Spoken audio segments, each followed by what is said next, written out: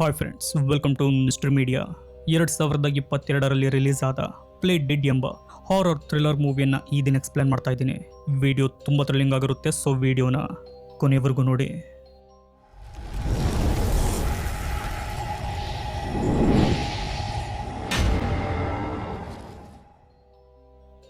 ಮೂವಿಯ ಮೊದಲ scene ಶುರುವಾಗೋದು Chloe ಎಂಬ ಒಬ್ಬಳು ಮೆಡಿಕಲ್ ಸ್ಟೂಡೆಂಟ್ನಿಂದ.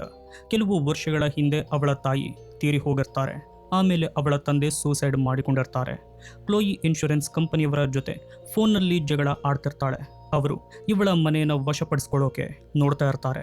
ಆದರೆ ಕ್ಲೋಯಿ, ನಮ್ಮ ತಂದೆ ನನಗೂ ಹಾಗೂ ನನ್ನ ತಮ್ಮನಿಗಾಗಿ ಬಿಟ್ಟು ಹೋಗಿರೋ ಮನೆ ಇದು, ನೀವು ತಗೊಳ್ಳೋಕೆ ಆಗಲ್ಲ ಅಂತ ಹೇಳಿ ಫೋನ್ ಕಟ್ ಮಾಡ್ತಾಳೆ.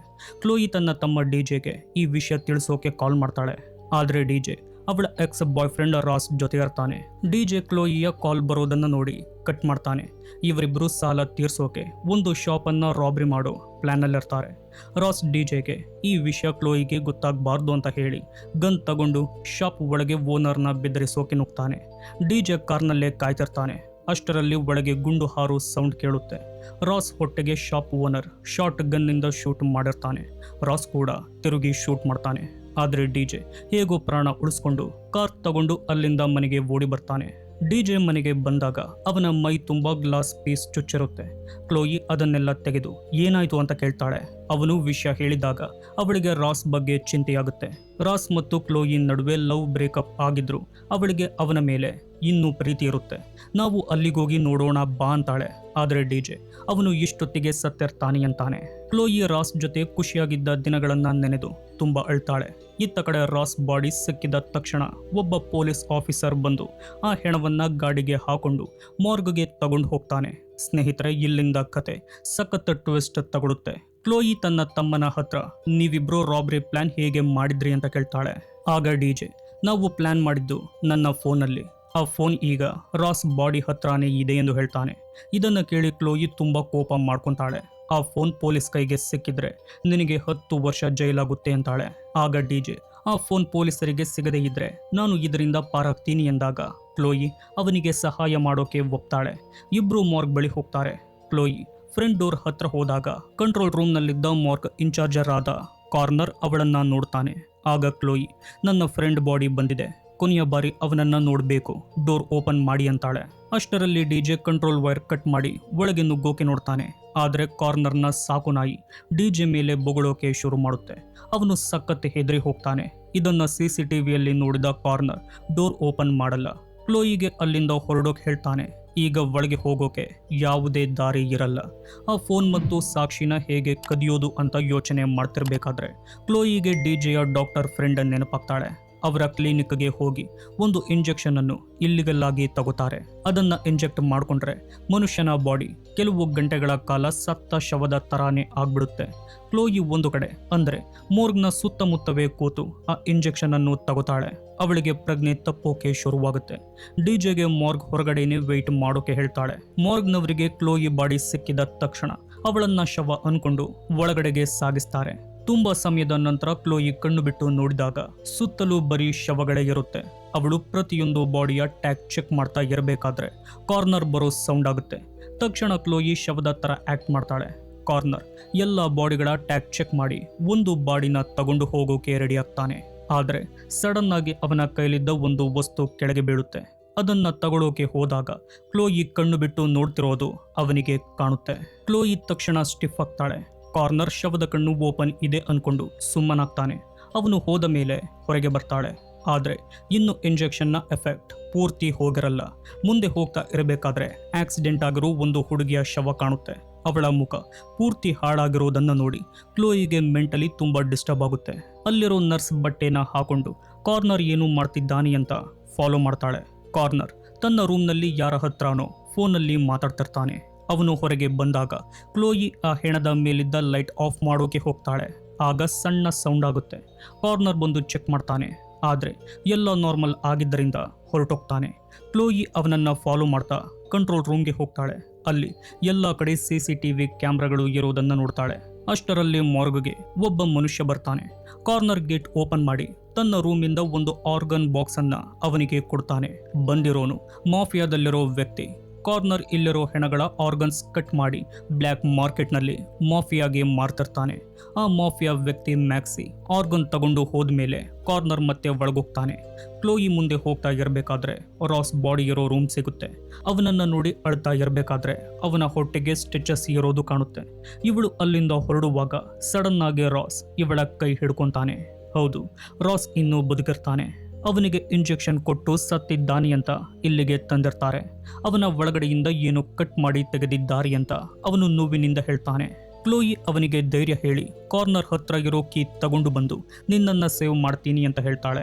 ಇತ್ತ ಕಾರ್ನರ್ ಒಂದು ಶವದ ಮುಂದೆ ನಿಂತು ಡ್ರಿಲ್ ಮಿಷಿನ್ ಆನ್ ಮಾಡಿ ಆ ಹೆಣದ ರಿಪ್ಸ್ ಕಟ್ ಮಾಡಿ ಆರ್ಗನ್ ತೆಗಿತಾ ಇರ್ತಾನೆ.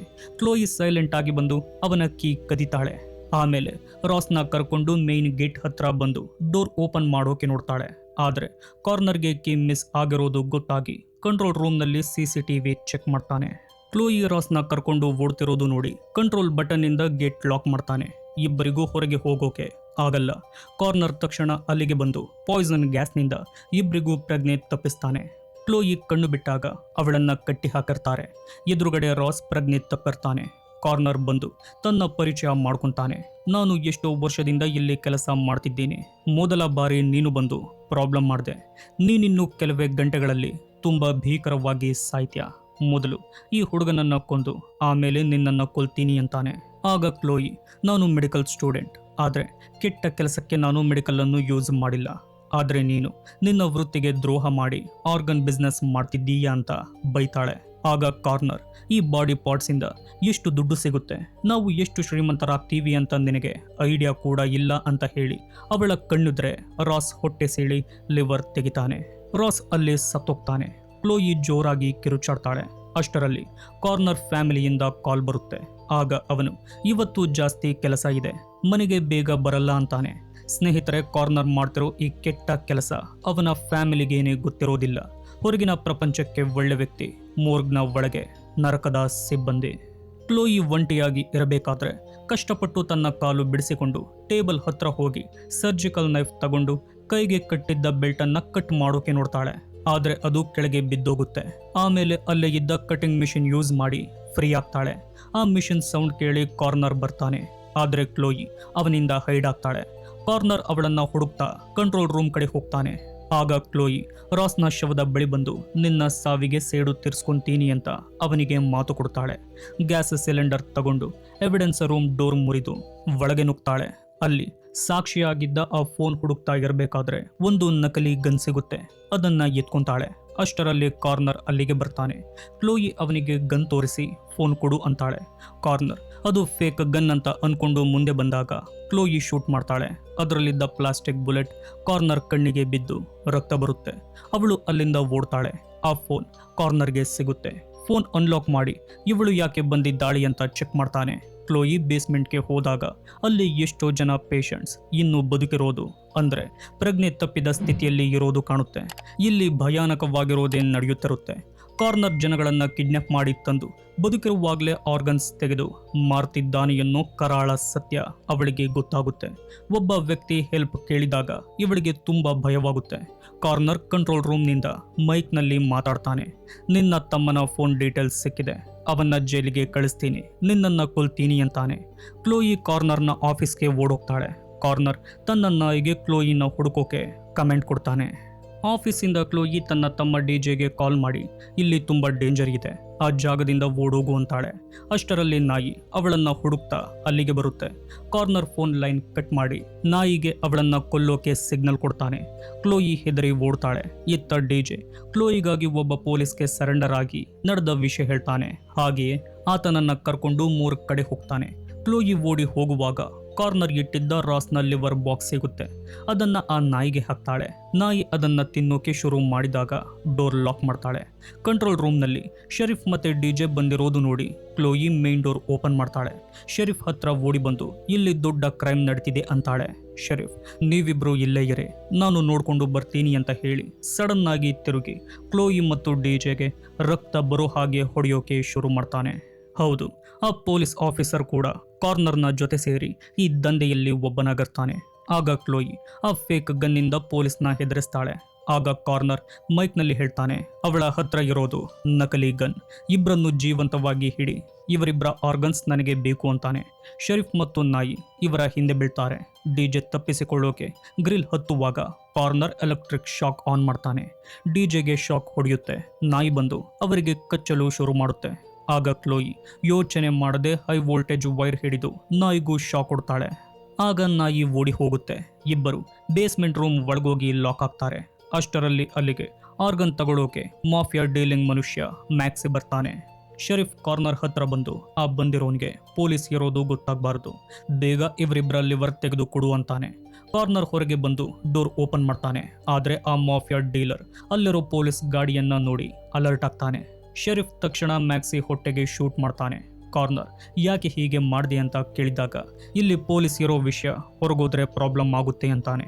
ಇವರಿಬ್ಬರು ಸೇರಿ ಅರ್ಧ ಜೀವದಲ್ಲಿದ್ದ ಮ್ಯಾಕ್ಸಿನ ಒಳಗೆ ಎಳ್ಕೊಂಡು ಹೋಗ್ತಾರೆ. ಇದನ್ನೆಲ್ಲ ಕ್ಲೋಯಿ ಮತ್ತು ಡಿಜೆ ಗ್ರಿಲ್ಲಿಂದ ನೋಡ್ತಿರ್ತಾರೆ. ಶರೀಫ್ ಒಂದು ಸುಳ್ಳು ಕತೆ ರೆಡಿ ಮಾಡ್ತೀನಿ ಅಂತ ಹೇಳಿರ್ತಾನೆ. ಕಾರ್ನರ್ ತನ್ನ ಆಫೀಸ್ಗೆ ಹೋಗಿ ಬೇರೆ ಕಸ್ಟಮರ್ಗೆ ಕಾಲ್ ಮಾಡಿ ಲಿವರ್ ಹಾಳಾಗಿದೆ, ಇನ್ನೊಂದು ಅರೇಂಜ್ ಮಾಡ್ತೀನಿ ಅಂತ ಟೈಮ್ ಕೇಳ್ತಾನೆ. ಈ ಕಡೆ ಕ್ಲೋಯಿ ಮತ್ತು ಡಿಜೆ ಆ ಗ್ರಿಲ್ ಓಪನ್ ಮಾಡಿ ಇಂಜುರಿ ಆಗಿರೋ ಮ್ಯಾಕ್ಸಿಗೆ ಹೆಲ್ಪ್ ಮಾಡಿ ಅವನನ್ನ ಬೇಸ್ಮೆಂಟ್ಗೆ ಕರ್ಕೊಂಡು ಹೋಗ್ತಾರೆ. ಕಾರ್ನರ್ ಇದನ್ನ CCTVಯಲ್ಲಿ ನೋಡಿ ಶರೀಫ್ಗೆ ಹೇಳ್ತಾನೆ. ಶರೀಫ್ ಕಾರ್ ಹತ್ರ ಹೋಗಿ ಟಿಯರ್ ಗ್ಯಾಸ್ ತಂದು ಬೇಸ್ಮೆಂಟ್ಗೆ ಎಸಿತಾನೆ. ಇಲ್ಲಿಂದ ಕಥೆಯ ಕ್ಲೈಮ್ಯಾಕ್ಸ್ ಸಖತ್ತಾಗಿ ಮೂವ್ ಆಗುತ್ತೆ. ಶರೀಫ್ ಇವರನ್ನ ಹಿಡಿಯೋಕೆ ಟಿಯರ್ ಗ್ಯಾಸ್ ಹಾಕಿದಾಗ ಅಲ್ಲಿ ಉಸಿರಾಡೋಕೆ ಕಷ್ಟ ಆಗ್ತಿರುತ್ತೆ. ಕ್ಲೋಯಿ ಅಲ್ಲಿದ್ದ 2 ಆಕ್ಸಿಜನ್ ಸಿಲಿಂಡರ್ ನೋಡ್ತಾಳೆ. ಮಾಸ್ಕ್ ತಗೊಂಡು ಡಿಜೆಗೆ ಕೊಟ್ಟು ಅವರನ್ನ ಅಡಗಿಕೊಳ್ಳೋಕೆ ಹೇಳ್ತಾಳೆ. ಶರೀಫ್ ಕ್ಲೋಯಿನ ಕೊಲ್ಲೋಕೆ ಬಂದಾಗ ಕ್ಲೋಯಿ ಅಲ್ಲಿದ್ದ ಒಂದು ಸಿಲಿಂಡರ್ ನಾಬನ್ನು ಸುತ್ತಿಗೆಯಿಂದ ಬಲವಾಗಿ ಹೊಡೆದು ಮುರಿತಾಳೆ. ಅಷ್ಟೇ, ಆ ಸಿಲಿಂಡರ್ ಅತಿಯಾದ ಪ್ರೆಷರಿಂದ ರಾಕೆಟ್ ತರ ಹಾರಿ ಹೋಗಿ ನೇರವಾಗಿ ಶರೀಫ್ ಮುಖಕ್ಕೆ ಬಡಿಯುತ್ತೆ. ಶರೀಫ್ನ ಮುಖ ಪೂರ್ತಿ ಬ್ಲಾಸ್ಟ್ ಆಗಿ ಅವನು ಅಲ್ಲೇ ಸ್ಪಾಟ್ ಡೆಡ್ ಆಗ್ತಾನೆ. ಆದ್ರೆ ಟಿಯರ್ ಗ್ಯಾಸ್ ಎಫೆಕ್ಟ್ ಇಂದ ಕ್ಲೋಯಿ ಪ್ರಜ್ಞೆ ತಪ್ಪೋ ತರ ಆಗ್ತಾಳೆ. ಈ ಕಡೆ ಸೈಕೋ ಕಾರ್ನರ್ ಬೇಸ್ಮೆಂಟ್ನಲ್ಲಿದ್ದ ಎಲ್ಲ ಸಾಕ್ಷಿ ಪೇಷಂಟ್ಗಳನ್ನು ಕೊಂದು ಹಾಕ್ತಾನೆ. ಆಮೇಲೆ ಡಿಜೆಗೆ ಹೊಡೆದು ಅವನನ್ನ ಎತ್ಕೊಂಡು ಹೋಗಿ ಸ್ಟ್ರೆಚರ್ ಮೇಲೆ ಮಲಗಿಸಿ ಲಿವರ್ ಕಟ್ ಮಾಡೋಕೆ ರೆಡಿ ಆಗ್ತಾನೆ. ಮೈಕ್ನಲ್ಲಿ, ನಿನಗೆ ನಿನ್ನ ತಮ್ಮ ನಿಜವಾಗಿಯೂ ಮುಖ್ಯವಾದ್ರೆ ಬಂದು ಅವನನ್ನ ಉಳಿಸ್ಕೋ ಅಂತ ಕ್ಲೋಯಿಗೆ ಸವಾಲಾಗ್ತಾನೆ. ಕ್ಲೋಯಿ ಅಲ್ಲಿಗೆ ಓಡಿ ಬರ್ತಾಳೆ. ಆದ್ರೆ ಕಾರ್ನರ್ ಅಲ್ಲಿ ಇರಲ್ಲ. ಡಿಜೆ ಅವಳಿಗೆ ಹಿಂದೆ ನೋಡು ಅಂತ ಕಿರುಚಿದಾಗ ಕಾರ್ನರ್ ಸಡನ್ ಆಗಿ ಅವಳ ಮೇಲೆ ಅಟ್ಯಾಕ್ ಮಾಡ್ತಾನೆ. ಕ್ಲೋಯಿ ಅಲ್ಲಿದ್ದ ಸಿಲಿಂಡರ್ ಸ್ಪ್ರೇಯಿಂದ ಅವನ ಮುಖಕ್ಕೆ ಸ್ಪ್ರೇ ಹೊಡೆದು ಸಖತ್ ಫೈಟ್ ಮಾಡ್ತಾಳೆ. ಆ ಸ್ಪ್ರೇ ಕಾರಣದಿಂದ ಕಾರ್ನರ್ನ ಅರ್ಧ ಮುಖ ತುಂಬಾ ಭಯಾನಕವಾಗಿ ಡ್ಯಾಮೇಜ್ ಆಗುತ್ತೆ. ಆದರೂ ಕಾರ್ನರ್ ಚಾಕುವಿನಿಂದ ಇವಳನ್ನ ಕೊಲ್ಲೋಕೆ ಹೋದಾಗ ಅಲ್ಲಿಗೆ ಇಂಜುರಿ ಆಗಿದ್ದ ಮಾಫಿಯಾ ವ್ಯಕ್ತಿ ಮ್ಯಾಕ್ಸಿ ಬಂದು ಕಾರ್ನರ್ ಮೇಲೆ ಅಟ್ಯಾಕ್ ಮಾಡ್ತಾನೆ. ಅವನು ತನ್ನ ಚಾಕುವನ್ನ ಕ್ಲೋಯಿ ಕಡೆ ಎಸಿತಾನೆ. ಕ್ಲೋಯಿ ಆ ಚಾಕುವನ್ನ ತಗೊಂಡು ನೇರವಾಗಿ ಸೈಕೋ ಕಾರ್ನರ್ ತಲೆಗೆ ಬಲವಾಗಿ ಚುಚ್ಚಿ ಬಿಡ್ತಾಳೆ. ಅವನು ಮಾಡ್ತಿದ್ದ ಕೆಲಸಕ್ಕೆ ಈ ಶಿಕ್ಷೆ ಕೂಡ ಕಮ್ಮಿನೇ. ಆಗ ಕಾರ್ನರ್ ರಕ್ತದ ಮಡುವಿನಲ್ಲಿ ಅಲ್ಲೇ ಪ್ರಾಣ ಬಿಡ್ತಾನೆ. ಕಾರ್ನರ್ ಕತೆ ಮುಗಿದ ಮೇಲೆ ಕ್ಲೋಯಿ ತನ್ನ ತಮ್ಮ ಡಿಜೆನ ಕಾಪಾಡ್ಕೊತಾಳೆ. ಮ್ಯಾಕ್ಸಿ ಇನ್ನೂ ಬದುಕಿರ್ತಾನೆ. ಅವನು ಹೇಳ್ತಾನೆ, ನನಗೆ ಕೇವಲ ಆರ್ಗನ್ ಬೇಕು, ಅದು ಯಾರದ್ದಾದ್ರೂ ಸರಿ, ಇಲ್ಲ ಅಂದ್ರೆ ನನ್ನ ಮೇಲಿರೋರು ನನ್ನನ್ನು ಕೊಂದು ಹಾಕ್ತಾರೆ. ನೀವು ಆ ಕಾರ್ನರ್ನ ಬಾಡಿಯಿಂದ ಲಿವರ್ ಕಟ್ ಮಾಡಿ ಆ ಕಂಟೈನರ್ನ ಒಳಗಿಟ್ಟು ಕೊಟ್ರೆ ನಾನು ನಿಮಗೆ ಫುಲ್ ದುಡ್ಡು ಕೊಡ್ತೀನಿ ಅಂತ ಆಫರ್ ಮಾಡ್ತಾನೆ. ಆಗ ಕ್ಲೋಯಿ ಕಾರ್ನರ್ನ ಲಿವರ್ ಕಟ್ ಮಾಡಿ ಅವನಿಗೆ ಕೊಡ್ತಾರೆ. ಮಾತಿನಂತೆ ಆತ ತುಂಬಾನೇ ದುಡ್ಡು ಕೊಡ್ತಾನೆ. ಆ ದುಡ್ಡಿನಿಂದ ಇವರ ಸಾಲ ಪೂರ್ತಿ ತೀರಬಹುದು. ಮುಂದೆ ಇವರ ಲೈಫ್ ಕೂಡ ಆರಾಮಾಗಿ ಸೆಟಲ್ ಆಗಬಹುದು. ಅಷ್ಟು ದುಡ್ಡು ಸಿಗುತ್ತೆ. ಮೂವರು ಆ ನರಕದ ತರ ಇರೋ ಮಾರ್ಗಿಂದ ಹೊರಗೆ ಬರ್ತಾರೆ. ಕ್ಲೋಯಿ ಡಿಜೆಗೆ ಸಾಕ್ಷಿಯಾಗಿದ್ದ ಫೋನ್ ತೋರಿಸ್ತಾಳೆ. ಅದನ್ನ ಅವಳು ಮೊದಲೇ ಕದ್ದಿರ್ತಾಳೆ. ಸೊ ಈಗ ಡಿಜೆ ಜೈಲಿಗೆ ಹೋಗೋ ಭಯನೂ ಇರಲ್ಲ. ಆಮೇಲೆ ಮ್ಯಾಕ್ಸಿನೇ ಇವರಿಗೆ ಕಾರ್ನಲ್ಲಿ ಲಿಫ್ಟ್ ಕೊಡ್ತಾನೆ. ಅಲ್ಲಿಗೆ ಪ್ಲೇ ಡೆಡ್ ಮೂವಿಯನ್ನ ಎಂಡ್ ಮಾಡಲಾಗಿದೆ.